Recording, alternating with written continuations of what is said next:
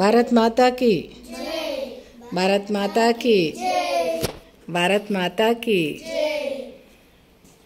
भारत माता की, భారత్ మాతాకి. రోజు ఇలాగే భగవద్గీత నేర్చుకుంటారా?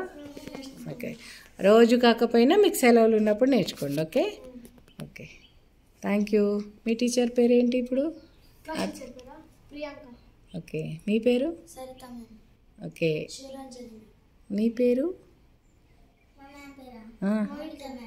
ఓకే, నేను కూడా మీకు గురువునే కదా. ఇప్పుడు మంచి విషయాలు చెప్తున్నా అంటే నా పేరు ఏంటిది? నా పేరు మీకు తెలియదు కదా.